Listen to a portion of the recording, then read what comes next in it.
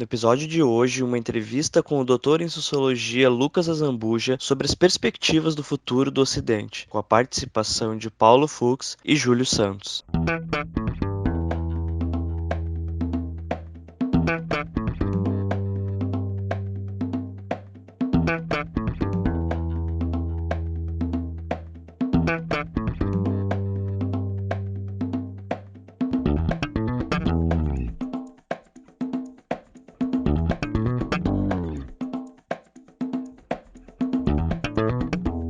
Este é o Tapa da Mão Invisível, podcast destinado àqueles que querem ouvir ideias que abalam sociedades e que não são ditas na mídia tradicional. Bem-vindo, Paulo Fux. Grande Júlio, tudo certo? Tudo beleza? Bem-vindo também, doutor Lucas Azambuja. Esse dá pra chamar de doutor, a gente parou com aquela frescura de chamar um ou outro de doutor, mas esse a gente pode chamar de doutor. Bem-vindo, doutor Lucas Azambuja. Obrigado, é um prazer estar gravando podcast aí com vocês. Valeu, cara. Muito obrigado por aceitar o nosso convite. Dr. Lucas Azambuja, professor do IBMEC de BH, doutor em Sociologia pela USP, coordenador dos grupos de estudo Liberalismo e Democracia e Laboratório de Análise de Ambiente de Negócios. O cara tem um currículo pequeno, ele nos passou uma mini biografia pequena, só que matadora. Mas ele tem um negócio completamente diferente dos demais, né? O cara é conservador, liberal, e estudou na USP. Como é que pode? Como é que a gente junta esse quebra-cabeça? Para mim, ele não encaixa. Como é que foi isso? Na verdade, isso deveria ser a norma, né? Assim, a normalidade, não algo esquisito, né? No sentido de que a universidade deveria ser um lugar onde você produza mais conteúdo ligado à ciência, os debates, e aonde os posicionamentos políticos, de alguma forma, ou seriam colocados fora, ou, né, não impediria o debate acadêmico sério, né? E, infelizmente, principalmente nos tempos mais recentes, né, na minha época, nem tanto, mas com a disseminação das redes sociais e outros recursos, isso tem sido uma situação cada vez pior, né? Ou seja, de patrulhamento ideológico e coisas do tipo. No meu caso, eu sempre tive sorte de ter boas orientadoras, né, que, independentemente do que eu pensava politicamente, alguma coisa, buscavam orientar o meu trabalho, né?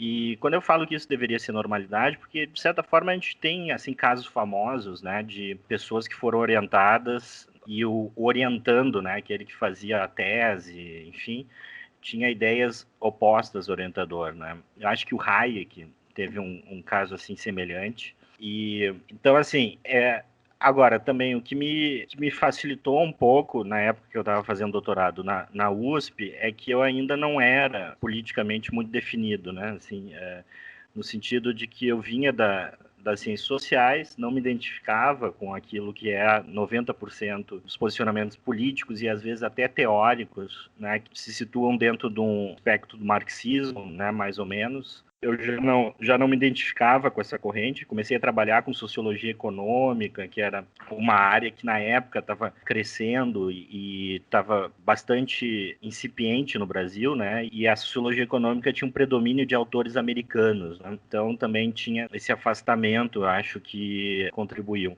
Então, eu só fui mesmo me definir. Inicialmente, eu me definia como liberal, e depois eu passei para o campo do conservadorismo por N questões. A leitura de Roger Scruton foi uma delas, mas na época que eu estava fazendo mestrado na USP, de certa forma eu era o que os petistas chamam de neoliberal. Eu era meio social-democrata, assim, acreditava que Eleitor da FHC. que dava para consertar. Quem é que não era eleitor do FHC aqui, né, pessoal? Só tinha ele. E aí, Lucas? Então, mas mesmo assim já era um pouquinho assim diferente, porque na verdade a tensão era muito mais na postura que eu tinha acadêmica em relação aos meus colegas, não tanto com orientadores. Eu nunca tive problema com orientadores, e com professores também, muito raramente eu tive problemas, mas era na postura acadêmica, no sentido de que eu não gostava, algo que ficou muito recorrente nas ciências sociais, é que as conclusões dos trabalhos, desde teses, artigos, têm o que eu chamo de moral da história da mamãe ganso ideológico, né? Então, isso aqui é importante, esse estudo para pobrezas, desigualdades, etc. E o cara não tinha feito um estudo que aquela conclusão ali poderia ser chegada, né? Então eu tinha para alguns, preciosismo metodológico que eu acho que incomodava muito mais do que qualquer outro posicionamento político que eu tinha na época. Mas as coisas mudaram muito, até onde eu sei, né? Assim, principalmente com essa questão aí do impeachment da Dilma, desde então, né? Prisão do Lula, enfim. Eu acho que talvez o patrulhamento ideológico esteja mais forte, né? Ou seja, há uma exigência maior de sinalizar que você está, entre aspas, no lado correto, né? Tá, mas deixa eu fazer uma pergunta em relação a isso.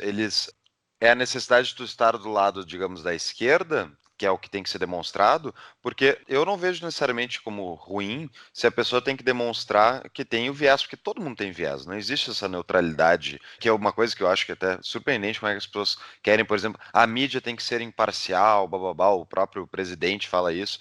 Então, as pessoas têm direito a ter suas opiniões e a mídia também tem direito a opinar, enfim, do que acredita. Só que o que me incomoda pessoalmente é o fingir ser imparcial, só que claramente tendo um viés. Então, por exemplo, nós aqui, obviamente, no podcast, nos declaramos libertários, anarquistas até, e não tem problema. A gente tem gente, inclusive, conservadores, e pretendemos ser esquerdistas um dia, né, Júlio? Mas, enfim, temos viés declarado e eu não vejo problema nisso. O problema, ao meu ver, é ficar escondido. Agora a pergunta é, na tua experiência profissional e acadêmica, o viés era escondido e eles eram esquerdistas? O que acontecia?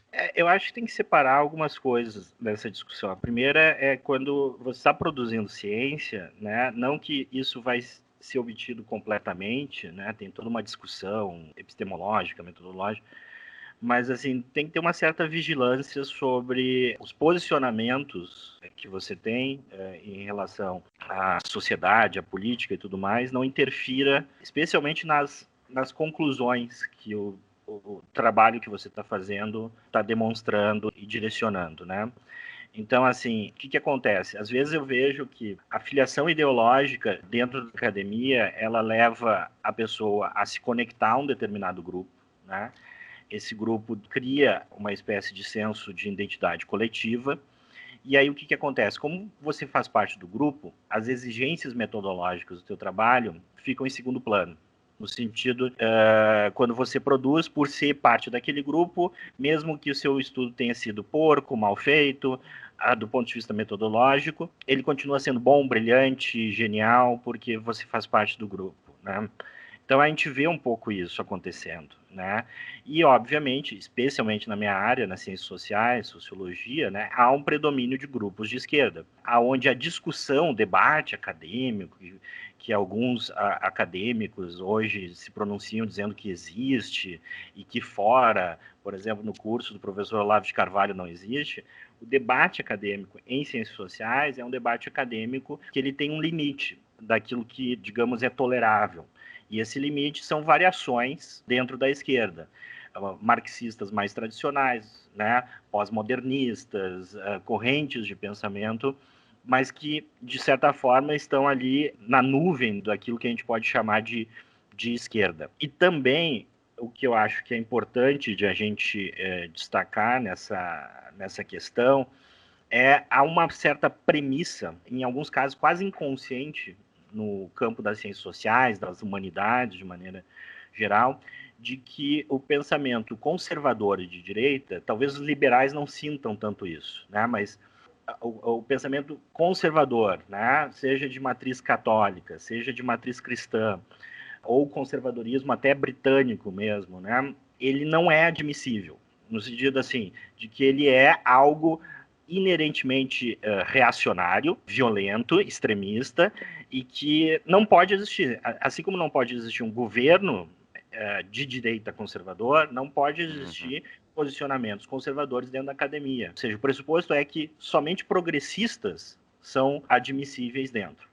Perfeito. Tá, eu quero aprofundar nisso, mas antes eu queria fazer uma pergunta sobre a ciência social mesmo, né? Eu sou filho de cientistas, de pesquisadores, e são médicos, e daí na área da medicina, né, tem o chamado estudo duplo cego de controle, basicamente, né, tu dá o remédio de verdade para um grupo e tu dá para o outro grupo, tu dá o placebo, né? E as pessoas não sabem o que estão tomando. O próprio médico que está administrando o remédio não sabe se ele está dando de verdade ou a farinha para o paciente, e assim tu mede, né? Com grupos meio homogêneos, com uma amostra significativa, tu consegue medir os efeitos do remédio, se ele é verdadeiramente útil ou não. Agora, nas ciências sociais, e essa é a pergunta, né? Ao meu ver, é muito subjetivo. É muito subjetivo. Tem verdades, enfim, tem a questão de. Na economia, a mesma coisa. Eu acho que é muito mais complexo da gente chegar a uma verdade científica, né? Fazer um teste de hipóteses onde a gente vai estar livre do viés do próprio pesquisador, porque o jeito que o cara formula o questionamento já pode afetar totalmente a análise. Então, Lucas, explica para nós como é que funciona essa parte científica nas ciências sociais. Tem algumas considerações, né, que a gente tem que fazer. Falou de subjetivo, eu me lembro que quando teve aquela polêmica lá do Queer Museum Porto Alegre, né, daquela exposição de quadros, né, eu fiz uma postagem no Facebook dizendo o seguinte: olha, eu aprendi com o Max Weber e com os fenomenologistas sociais de que só porque algo é subjetivo não quer dizer que você não possa chegar a conclusões objetivas, a uma compreensão objetiva sobre aquele dado da realidade, né? Ou seja, até o termo construção social hoje ele foi muito deturbado, né? Serve para justificar todo tipo de maluquice, né? E quando a gente pega um dos grandes estudos que usa esse conceito, né, no título, inclusive, que é a construção social da realidade, do Peter Berger e Thomas Luckmann, né, entre aquilo que se pensa que é a construção da realidade e aquilo que eles estão propondo num texto esse texto que é muito conhecido nas ciências sociais, existe um abismo. Então, tem muita confusão por aí. É obviamente que nas ciências sociais a gente não consegue ter objetividade por via dos métodos experimentais, né? Por quê? Porque o método experimental exige revalidação, reaplicação, né? Repetição do experimento, controle de variáveis, né?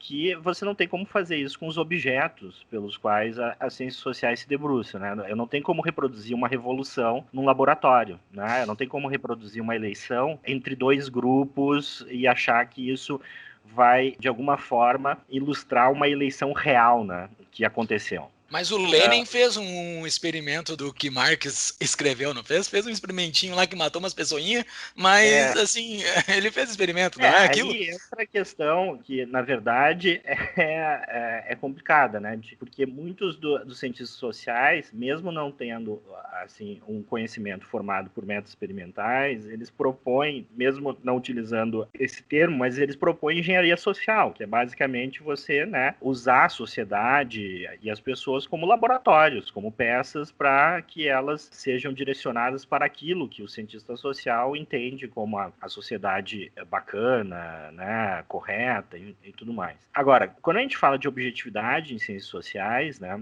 a gente tem duas coisas aí. Tem uma discussão, que é a discussão clássica, sobre os limites dessa objetividade, né? O quanto ela pode ser obtida por via de pesquisa empírica, uma ciência teórico-dedutiva, como, por exemplo, propõe o próprio Ludwig von Mises e a escola austríaca, né? Ou seja, se constrói uma ciência, né, social com base em axiomas e deduz dali uma série de relações, ou você pode construir isso a partir de um modelo empírico, né?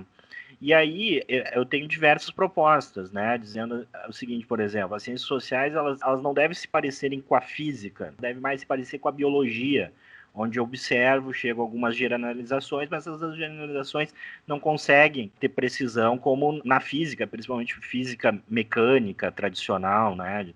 Ou seja, um biólogo não pode dizer, olha, essa espécie que existe hoje vai ser extinta daqui a 15, 20 anos. Né?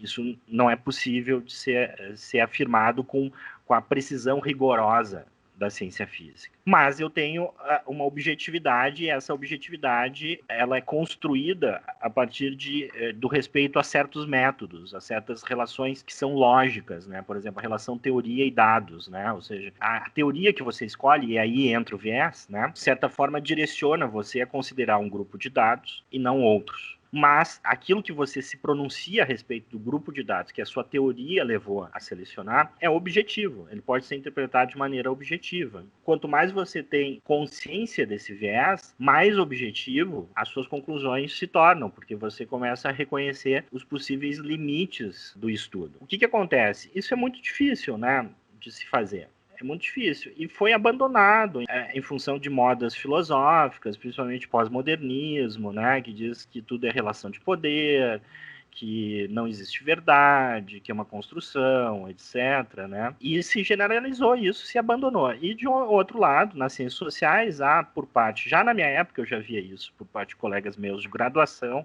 esse anseio de ser engajado, de usar a ciência para o engajamento, de cumprir aquela máxima do Marx jovem, né, de que os filósofos até então se contentaram em interpretar o mundo e chegou a hora de mudá-lo, né? Ou seja, você deve, né, ter um engajamento, participar dos movimentos sociais. Isso sempre me incomodou.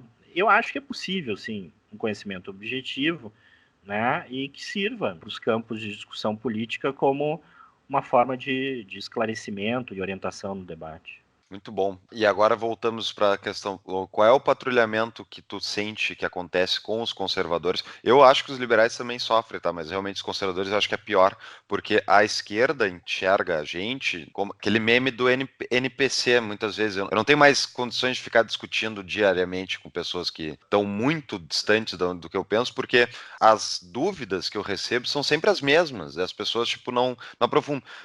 O que é legal por um sentido que o cara quer discutir francamente, digamos. Mas o problema principal é muitas vezes as pessoas têm essa visão caricata de que os liberais e os conservadores não gostam de pobre, não querem que a sociedade melhore, são defensores de ricos e coisa que é completamente o contrário. O liberalismo, por exemplo, defende o consumidor e não o grande empresário. Mas enfim, então como é que tu sente na academia esse patrulhamento ideológico, Lucas? O que eu vou falar sobre academia, eu estou pensando muito mais nas universidades federais, que é onde eu fiz a minha formação, né? As universidades estatais. Porque o IBMEC aqui em Belo Horizonte é uma espécie de ilha, né? Assim, é muito diferente. A gente tem uma certa liberdade em sala de aula que em outras faculdades eu imagino que não tenha, né? Seja por patrulhamento, que esse sim é um dado novo, hoje dos alunos, e esse patrulhamento ele pode ser ideológico, mas também pode ser de outra natureza, com essa coisa do politicamente correto, da geração 7-1, que é super sensível às suas emoções, ao que os outros falam. Geração 7-1, essa aí eu não tinha escutado ainda.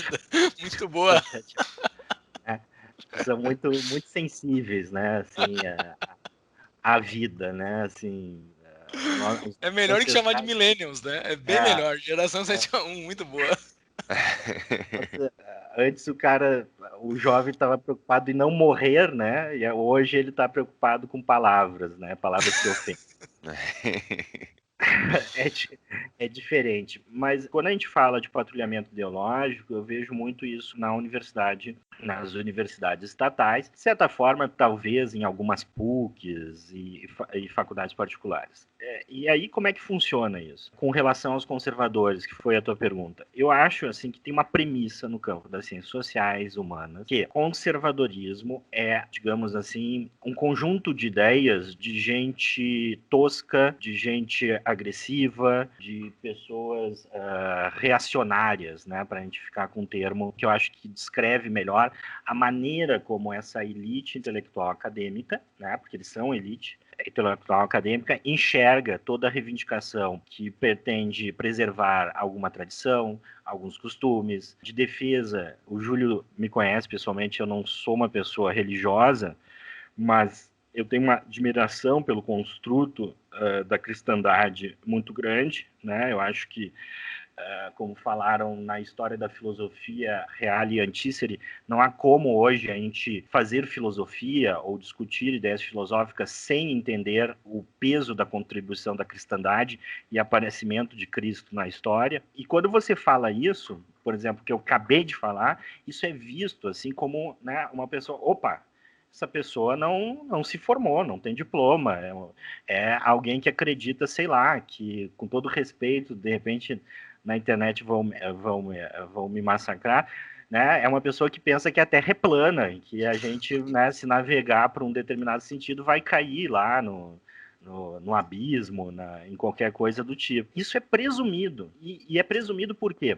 Porque, de fato, nas ciências humanas, com raríssimas exceções, né, não se lê livros e autores conservadores. Não se é mencionado, não se é lido e não se é estudado. Né? O horizonte bibliográfico fica nisso que eu disse, nos autores progressistas que propõem algum tipo de modalidade de engenharia social, de sociedade perfeita, e o conservadorismo fica aquela imagem hollywoodiana, de novela, do chefe de família que oprime os filhos e bate em homossexuais quando vê na rua, alguma coisa do tipo, né? Então eu acho que é basicamente isso que acontece. É um espírito de grupo, né? Ou seja, vem conservador, imediatamente associa uma série de qualidades negativas e de alguma forma você ou é ignorado ou é difamado de uma forma ou de outra.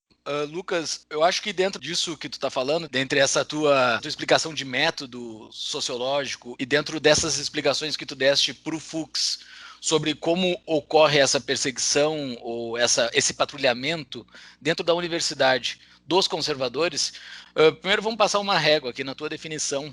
O que é a tua definição de conservadores? O que tu entende como o pensamento conservador? Eu acho que dentre todos os nossos entrevistados até então, tu é a pessoa que eu acho que tem a maior propriedade para falar de conservador por estar inserido dentro dele. Tu conseguiria explicar de uma forma melhor? Sim.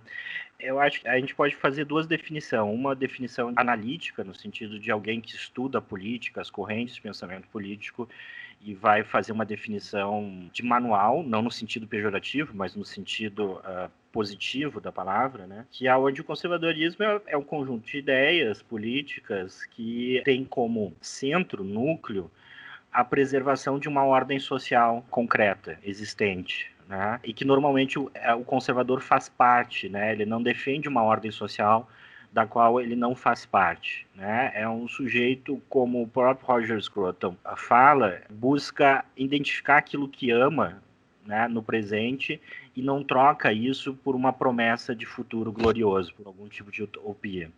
Então, nesse sentido, com base nesse espírito, eu tenho diferentes correntes de conservadorismo, né?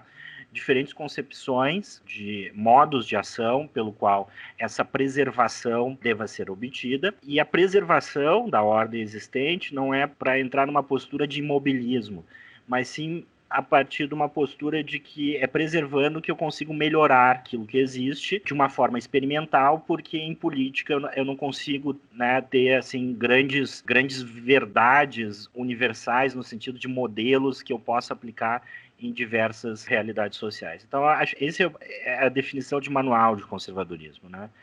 Aí depois tem as definições que cada conservador utiliza para si, né? Por que eu digo cada conservador? Porque o conservadorismo, em geral, né, os bons conservadores, eles são muito situacionais, ou seja, eles se definem dentro da sua realidade. Porque quando eu digo que o conservadorismo busca preservar uma ordem social a qual o conservador faz parte, dependendo da ordem social que o conservador está, o seu conservadorismo vai se situar, do ponto de vista de conteúdo, de uma forma diferente de um conservador britânico, de um conservador do leste europeu, de um conservador africano, de um conservador americano. Né? Então, por exemplo, nos Estados Unidos, o conservadorismo está associado a uma certa tradição liberal em função do processo de construção da sociedade americana, da sua Constituição, etc. No Brasil, por exemplo, alguns conservadores, e eu não me identifico muito, porque posso depois explicar o porquê, mas muitos conservadores são monarquistas. Né? Ou seja, por quê? Porque o Brasil foi formado numa monarquia, dentro de uma transferência monárquica de Portugal para cá. No meu caso, o conservadorismo ele tem como um princípio de preservação da ordem social, longe da sociedade brasileira ser perfeita, que é de reação a uma grave ameaça. No caso brasileiro, a grave ameaça que eu entendo é a extrema-esquerda. Né, principalmente de orientação gramsciista. Então, eu me definiria como conservador, que é, antes de tudo, um anticomunista. Né, ou seja, que entende que a sociedade brasileira jamais vai prosperar, né, preservar e melhorar aquilo que ela tem. Muito pelo contrário, ela corre grave risco de perder patrimônios muito interessantes e singulares que a sociedade brasileira tem, em razão desse projeto de poder revolucionário de matriz marxista que se colocou no Brasil como uma força muito grande a partir do início do século XX e aumenta ali dentro do contexto da Guerra Fria, pós-guerra, da Segunda Guerra Mundial. Então, eu sou um conservador que é, antes de tudo, alguém que vai dizer o seguinte, olha, a ordem social que eu estou está sob grave ameaça, então nós precisamos elaborar ideias, formas de ação para conter essa grave ameaça. Né, se tornarmos politicamente engajados nesse sentido. Não, aí tu já fez um ótimo gancho para o nosso tema do podcast de hoje, que é o futuro do Ocidente, né? O que nós temos de futuro para o Ocidente? Seguidamente no teu Facebook tu faz posts referente a isso, que é talvez até um objeto de estudo teu, mas é algo que tu compartilha bastante, tu tem bastante conhecimento para falar para nós sobre isso, e eu me identifico como conservador também, existem várias coisas dentro da minha vida que eu encaro como conservadoras, o modo como eu toco a minha vida, e vejo que há algo que talvez possa desmoronar, tá? Mas primeiro, antes de saber se esse futuro do Ocidente ele pode desmoronar ou não, o que é esse Ocidente que nós estamos falando? O que é esse Ocidente que talvez nós possamos perder? Que tem muita gente que não vê, talvez, que está inserido dentro desse Ocidente que tu falas e que eu concordo. O que é esse Ocidente? Eu acho que a melhor definição, agora me fugiu da memória quem foi que deu essa definição, se foi o Ratzinger ou o João Paulo, ou talvez outra, agora não sei, me fugiu da memória. Diz o seguinte, olha, o Ocidente se ergue a partir de 3 grandes cidades, Roma, Grécia e Jerusalém, né? Ou seja, o que isso quer dizer? O Ocidente é uma grande tradição de desenvolvimento a partir de uma matriz inicial, que é a racionalidade grega, né? Ou seja, da filosofia grega, clássica, tradicional, e toda a contribuição que ela deu para o nosso pensamento, ou seja, a nossa forma de pensar indelevelmente marcada por essa tradição. Roma, o espírito do direito, né? Ou seja, a definição jurídica de uma ordem social juridicamente constituída é uma das grandes tradições.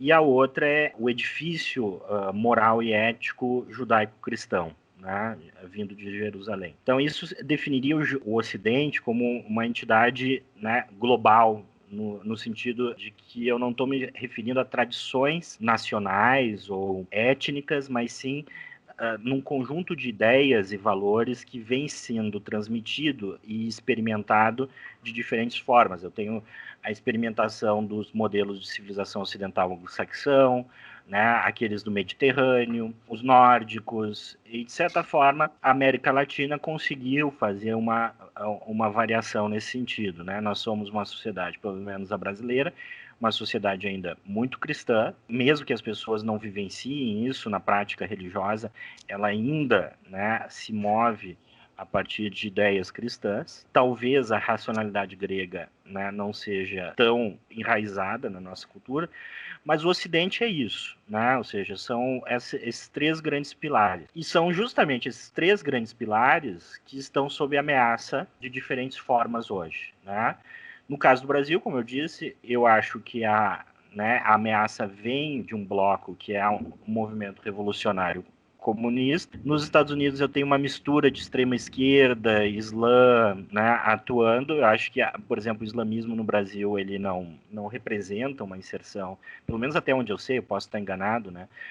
Uma força política que tenha um peso nesse sentido, e que basicamente, quando se fala em ameaça em Ocidente, é justamente a quebra desse patrimônio, né? Ou seja, a destruição desse patrimônio em nome de uma promessa, de uma utopia, seja uma utopia socialista, seja algo também que não é da tradição cristã, que é o califado muçulmano, coisa parecida.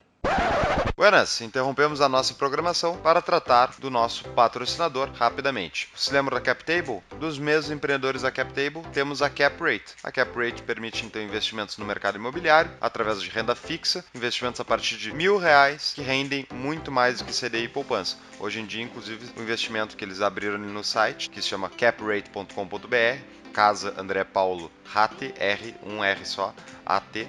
E esse investimento é numa incorporadora de São Paulo, por exemplo, que permite, então, investimentos a partir de R$1.000 que vão render hoje 12% ao ano. Fica o convite aí, pessoal, conhecer o site do nosso patrocinador. Voltamos à programação. Mas antes, eu tenho uma dúvida ainda sobre as definições do Ocidente, tá? Assim, mais para a gente tentar traduzir para a conversa do cidadão que não é o acadêmico. tá? Claro.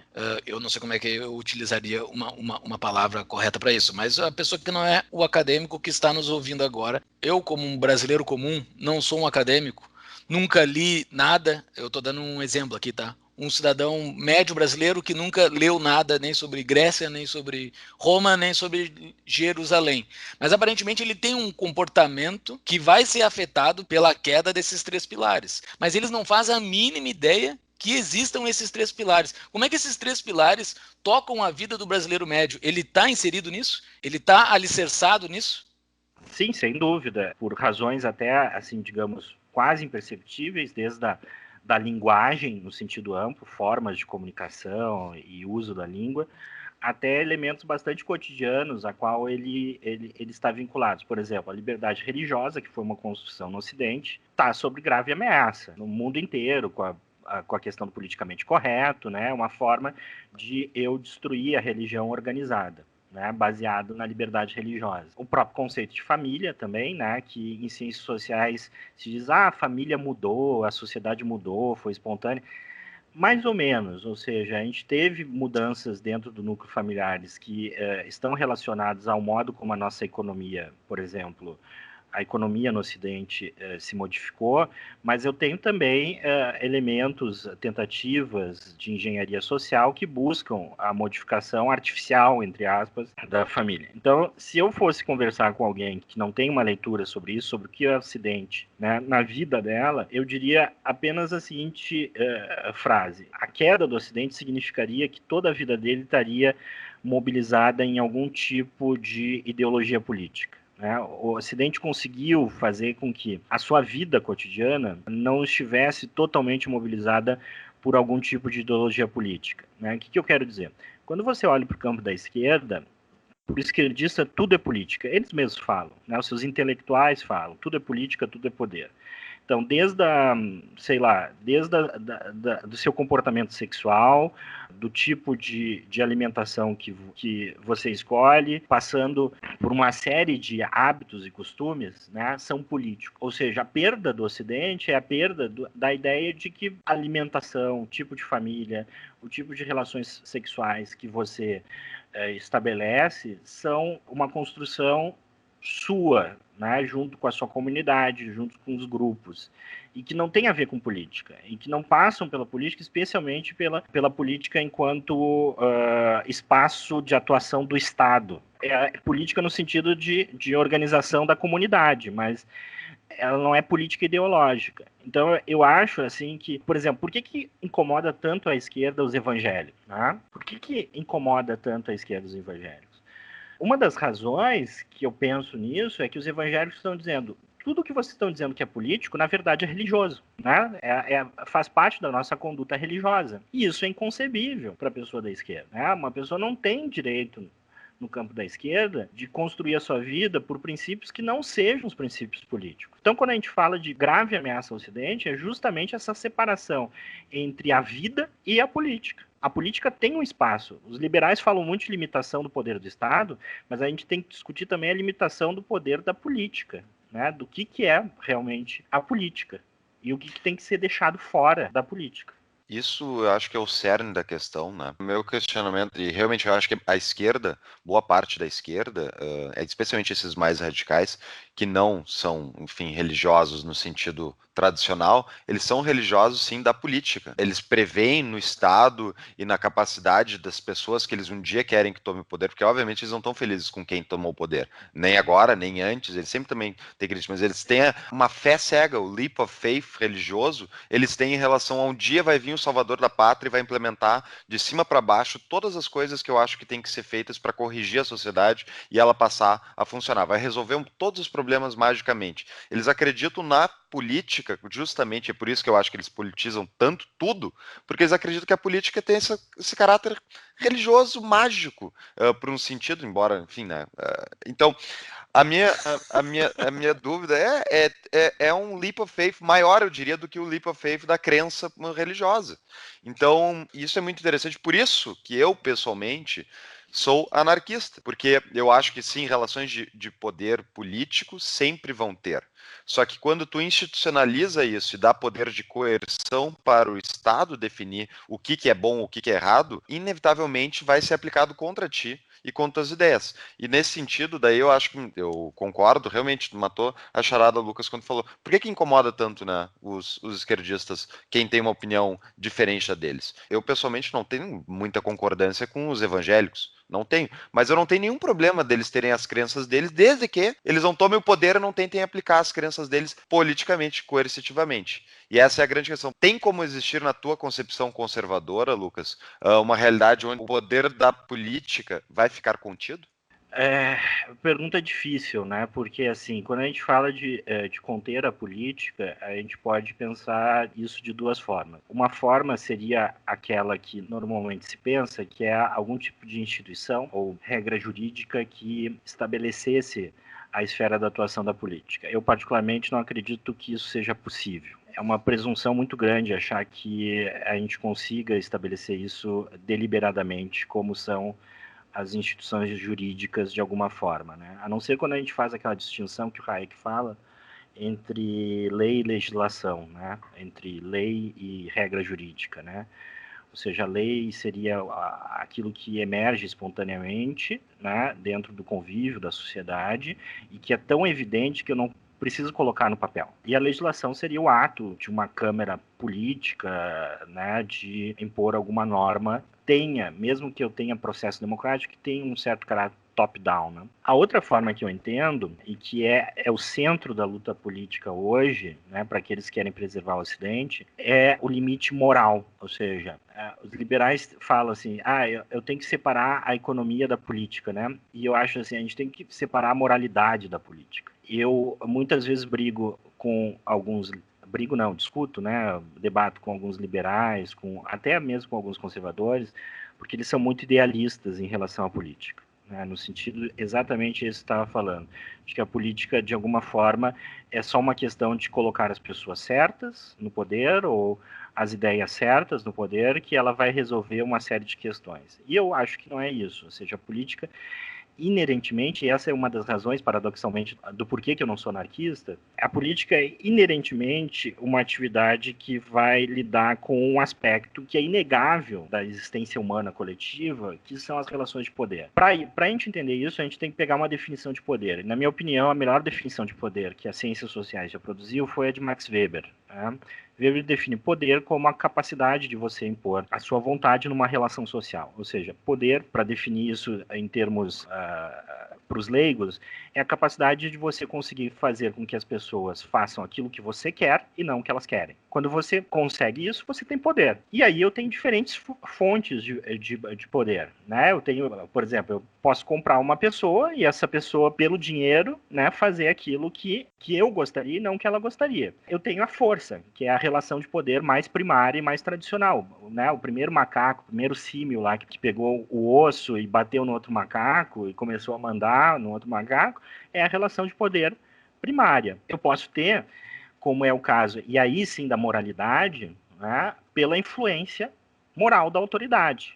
Seja da autoridade da tradição, do peso da tradição, como de alguém que se coloca em nome dessa tradição. E, portanto, eu consigo ter poder por vias não políticas, porque a política é a organização, de novo, voltando a Max Weber, é a organização da violência, de obter poder através da coerção, da violência, seja sob a forma de ameaça concreta, seja sob a forma da sua realização. Então, separar, quando eu falo limitar a política, é limitar o grupo de questões que nós vamos implementar por vias coercitivas e deixar um outro grupo de questões por outras formas de poder, como poder moral, ou seja, da influência que uma tradição, que um costume, que a discussão de valores faz, né, influencia uma pessoa e faz com que ela se comporte de uma maneira que talvez ela não se comportaria se não tivesse sob a influência dessa moralidade. E é isso que está sendo corroído, né? São os limites morais do Ocidente que estão sendo cada vez mais destruídos, seja através de legislação, seja através de movimentos culturais, seja através de meios econômicos, que está sendo corroído, né, com o tempo, ao ponto que hoje eu não tenho mais tradição, né, em muitos setores da sociedade, eu não tenho mais autoridade moral, não há mesmo moralidade, às vezes soa até como uma coisa antiquada, né, assim como algo que, uma palavra assim antiquada, de gente atrasada, né, então eu vejo dessa forma, eu acho que a limitação da política ela tem que vir de uma reconstrução da autoridade moral. Mas então, Lucas, qual é o papel da política do Estado, né, ligado ao Estado, então essa organização da violência que a gente chamou, que eu concordo, qual é o papel para ti disso na sociedade? O papel para mim na sociedade é o elemento básico do poder a qual a política se refere, que é a violência. Isso os próprios liberais e até, de certa forma, os ANCAPs reconhecem isso com o princípio lá da não agressão, etc., né? Que é isso, ou seja, é o uso da violência para proteger, basicamente, a vida, né?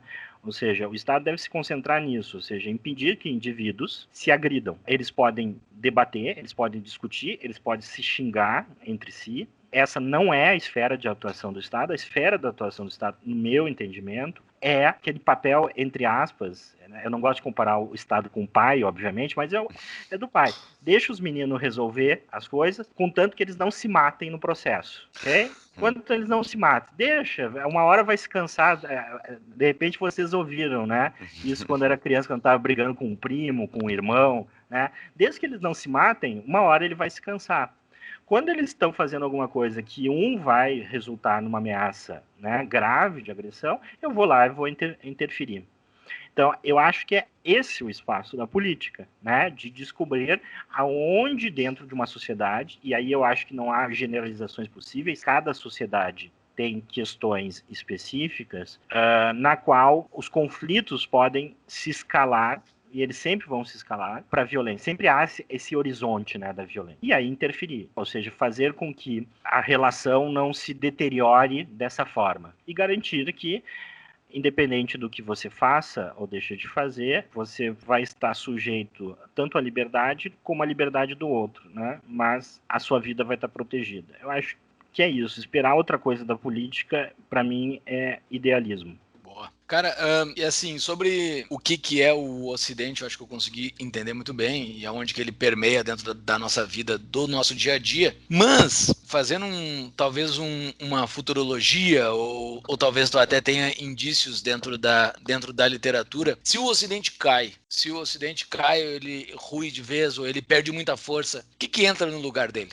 Eu acho que primeiro a gente tem que responder onde é que ele poderia cair, né? Ou seja, o que deveria cair para que o Ocidente como um todo caia. Então, por exemplo, se a sociedade brasileira cai, eu acho que isso não tem um peso global naquilo que a gente chama de Ocidente. Eu acho que o centro, e a própria esquerda revolucionária já identificou como isso, é os Estados Unidos, né? Com todos os seus defeitos, com todas as suas questões internas, eu acho que os Estados Unidos ainda é, digamos, a pilastra central sobre a qual aquilo que a gente pode chamar de Ocidente está erguido. Mas por razões muito objetivas. Primeiro, os Estados Unidos é a grande potência econômica, então se os Estados Unidos cai, boa parte da infraestrutura econômica sobre a qual o Ocidente está erguido também cai. É o centro também da produção científica e cultural, para o bem ou para o mal, né? Então, se ele cai, ou se ele é transformado em outra coisa, toda a produção, ou boa parte da produção científica também cai. E ele é o centro também, eu acho, da ordem internacional, né? Ou seja, ele é o fiador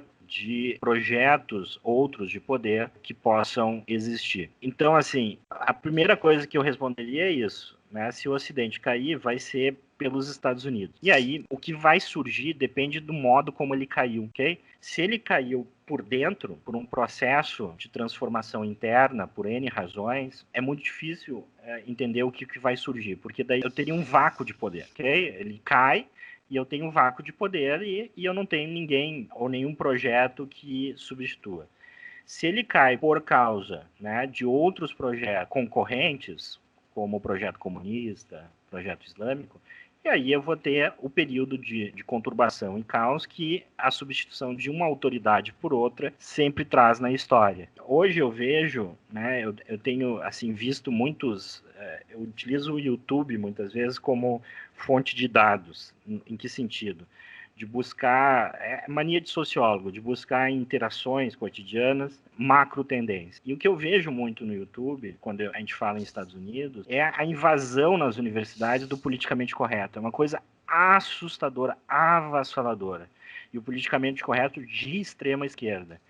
Por que eu estou falando nas universidades? Porque as universidades são o centro da formação da elite. É ali que vai sair os donos das grandes empresas, é ali que vai sair os grandes políticos, é dali que vai sair os grandes cientistas, os grandes escritores. Né? Não tem, por mais que eu tenha talentos fora da academia, mas ainda a academia é o centro difusor e formador da elite. Né? Toda sociedade tem uma elite. Toda uma sociedade tem uma minoria que comanda a maioria desorganizada. Né? Isso daí é descrever, não é nenhum julgamento de valor. Eu até convido vocês e os ouvintes a buscarem no YouTube isso, né? Psyculture, Social Just Warriors, que são um movimento que hoje a gente vê, né, na academia de decadência, de perda cultural. Eu e o Fux, nós já citamos várias vezes, somos bastante fã do Jordan Peterson. E eu tô lendo agora o 12 Regras. Ele cita algo que tu falou aí. Ele cita a Wikipédia. No meio de um dos argumentos dele, ele cita a Wikipédia e ele fala, não, eu não citei como fonte de dados, eu citei como tendência do que está acontecendo no mundo atual, porque como todo mundo pode escrever dentro da Wikipédia, é uma ótima fonte de consulta para saber para que lado está indo a mente do mainstream, basicamente isso, que é as tuas consultas que tu faz no YouTube e consultar vídeos do Jordan Peterson sobre o politicamente incorreto é sensacional também, né? Mas vejam só que interessante, né? Eu concordo com essa ameaça, mas eu não acho que ela vai vingar, porque eu vejo esse movimento que permeia as universidades, e concordo também com o que o Lucas falou, dos Estados Unidos, tanto que a gente discute muito dos Estados Unidos aqui, fazemos Conexão Boston, inclusive os nossos programas com um colega lá que mora em Boston, porque os Estados Unidos é a Roma da nossa época, né? Então ele é o grande centro, para quem falou, para todas as coisas, gosta ou não, é de lá que emana muito do que a gente vivencia. E a minha questão é que, tipo, eu enxergo essa esquerda radical, revolucionária, que está aí há mais de 100 anos, né, já fizeram a Revolução Russa e outras. É uma minoria histriônica, organizada, que tomou conta de vários setores da faculdade, da academia, e isso permeia a cultura e sai dali muitas dessas coisas horrorosas, mas ao mesmo tempo tudo é ação e reação. Então essa foi a ação que provocou agora a reação que faz que o Jordan Peterson, por exemplo, tem um Patreon que ele ganha $milhões por mês de doação, e ele tem vídeos vistos aos milhões, ele fala mal justamente dessas pessoas. Então, tipo, o outro lado começou a se organizar também, e começou a discutir, e eu pessoalmente acho que nós estamos melhorando, porque várias dessas bobagens que a esquerda defendeu ao longo de muito tempo, hoje estão sendo discutidas por força da politização extrema que eles fazem. O que me incomoda é quando eles e qualquer lado, na verdade, conseguem tomar o poder e implementar a força goela abaixo da gente, o que a gente não quer. Só que, de qualquer jeito, eu vejo a discussão pública, eu vejo o radicalismo dos dois lados, eu vejo como positivo. Porque está mostrando as diferenças e forçando as pessoas, especialmente aquelas mais, digamos, isentonas e que não se preocupam muito com tudo isso, elas acabam tendo que dar uma olhadinha e ver. E olha quantas pessoas votavam no PT no Brasil. Deixavam que o PT ia fazer revolução social light, ia salvar o Brasil, e votavam. Quantas pessoas que eu conheço de direita hoje votaram no Lula em 2013 e defendiam o PT porque acreditavam que o PT ia salvar o Brasil? E hoje elas estão, inclusive para o lado ruim, muitas foram para o lado do Bolsonaro e não pararam para pensar no meio. Só que, enfim, pelo menos elas estão pensando um pouco mais, começando a racionalizar. E pelo menos eu tenho um lado, eu sou muito otimista, então eu vejo desse jeito. Não, invertemos agora, porque geralmente tu é o pessimista do Não, programa. eu sou Hoje tu é pessimista bem com otimista. governos. Eu sou pessimista com governos e o Júlio sempre defendendo os governos aqui no programa. Eu sou sociedade privada, só isso. Só uma consideração sobre isso que falou, eu acho que tem uma coisa assim, que é o seguinte, eu entendo que está havendo uma reação, né, ao exagero da extrema esquerda. É natural que as pessoas reajam a ideias extremistas e eleição do Bolsonaro, Donald Trump, isso já virou clichê como exemplos de reação. E, de certa forma, há motivos para otimismo. O que me preocupa, muitas vezes, é o seguinte, em processos políticos e processos políticos radicais, que causam efeitos muito deletérios na sociedade, que talvez a sociedade não se recupere né, uma vez que esses efeitos passem, como é o caso, por exemplo, que eu acho que vai acontecer com a Venezuela, vai demorar muito para a Venezuela, não só economicamente, mas culturalmente, isso tem um efeito muito grande para se reerguer. Quando a gente fala da destruição iminente e de efeitos de longo prazo, a maioria é irrelevante. Tem um discurso eu acho que o nome dela é Brigitte Gabriel, que ela diz o seguinte: a maioria foi irrelevante na Alemanha nazista. A maioria dos alemães não era nazista. A maioria dos chineses não eram comunistas, não eram maoístas. A maioria dos italianos não eram fascistas. Ou seja, por quê? Porque a política, de novo, violência organizada, e essa violência organizada por uma minoria, por uma elite. Né? E nesse sentido eu vejo que eles estão muito mais bem organizados. Eles estão em situações de poder muito mais elevadas do que a nossa. Eles têm uma série de canais de mídia internacional e nacional de grande peso. Eles têm as universidades na mão, que são centros irradiadores de ideias. Eles têm grandes empresas, bilionários do seu lado. Né? Quando a gente pega todas as empresas do Vale do Silício, tem algum tipo de visão de esquerda e de extrema esquerda, né? A gente está vendo Facebook, Twitter, etc., né? Google, enfim. Isso pode gerar um resultado negativo cuja as consequências de longo prazo são graves.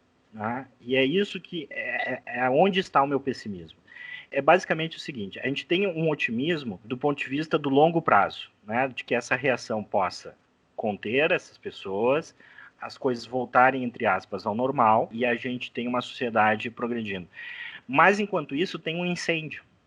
Né? E o incêndio pode destruir a casa. Ou seja, eu sou otimista em conter, digamos, a infiltração de uma casa, mas pessimista porque nós estamos vendo talvez o início de um incêndio que possa destruir as coisas no curto prazo, e no médio e longo prazo a gente não consiga se reerguer. Então eu deixo assim minhas considerações finais com essa dose de pessimismo.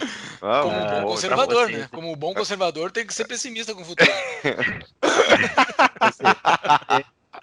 Não. É o que eu tenho visto. Assim, talvez seja a minha impressão de viés de YouTube, etc., né? Mas é o que eu tenho visto. Infelizmente, a maioria que reage à extrema-esquerda não tem se organizado, não tem se pronunciado para conter o incêndio. Então tá, então vamos indo para o fim. Deixa a tua dica de livro aí, tem uma dica de livro boa para nós? A gente está falando então de Ocidente, né? E como eu falei, eu acho que a ameaça ao Ocidente no Brasil vem do comunismo, da extrema esquerda, né?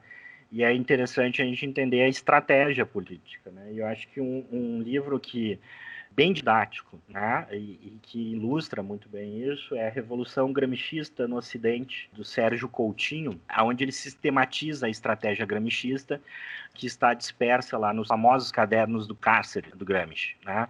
Uma introdução ao pensamento do Gramsci, mas ao pensamento estratégico. Né? Então, assim, quem lê, não é um livro extenso, né? Mas ele é um livro muito bem construído e bastante didático, né? Quem lê até o final consegue depois ver algumas coisas que estão acontecendo hoje na política e que, de certa forma, refletem essa estratégia. Porque quando a gente fala de estratégia política, não é que exista um grupo de pessoas reunidos embaixo de uma montanha, né, controlando o mundo.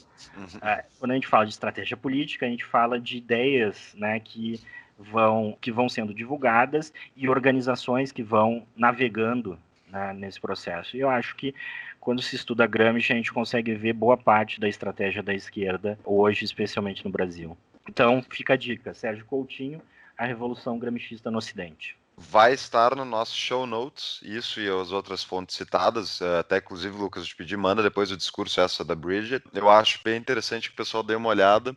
Enfim, e eu adorei o papo, acho tem várias coisas que eu concordo, enfim, acho que o Lucas deu uma bela de uma explicação sobre o que é o conservadorismo, um tema que a gente não tinha, incrivelmente, ainda discutido muito aqui, Exato. Né, Júlio? Podemos discutir mais ainda para o futuro, porque é um assunto muito bom. Eu fiquei com várias dúvidas, mas ele conseguiu nos esclarecer bem sobre o que é o Ocidente, o que são as ameaças do Ocidente. Lucas, muito obrigado por esse papo. Antes da despedida final, só dar uma dica para quem está nos escutando pela primeira vez, acesse as redes sociais. Nós temos Instagram, Facebook, Twitter, para ficar sabendo quando a gente divulga os novos episódios. semanais, episódios semanais, nós divulgamos aos finais de semana. Nos sigam no Spotify, SoundCloud e iTunes, tanto nos aplicativos de podcast quanto nas redes sociais, Tapa da Mão Invisível. E todos os nossos episódios, assim como os show notes, estão disponíveis no site www.tapadamãoinvisível.com.br. Fux, alguma consideração final? Só agradecimento ao tempo do Lucas, eu adorei o papo. Lucas, muito obrigado. Alguma consideração final? Era isso? Eu que agradeço, foi uma satisfação, né? Por incrível que pareça, 1 hora às vezes é curta, né? Pra gente falar de um tema que tem tantas implicações, mas espero que quem esteja ouvindo aí vá atrás e busque, pense a respeito dessas questões, que quanto mais pessoas pensando a respeito disso, talvez maior a probabilidade que a gente consiga salvar o Ocidente para ficar. Exato. Para ser otimista, então o Lucas está incentivando. Ouçam o podcast, incentive que pessoas ouçam e a gente salva o Ocidente, viu só? Salve o Ocidente. Em vez de salvar o planeta, como os ecologistas querem, vamos lançar uma campanha. Salve o Ocidente. A gente convida artistas. Esse episódio vai ficar eternamente disponível para quem quer nos ouvir. Então ele vai reverberar pela história, se Deus quiser. Um forte abraço, senhores. Até mais. Abraço.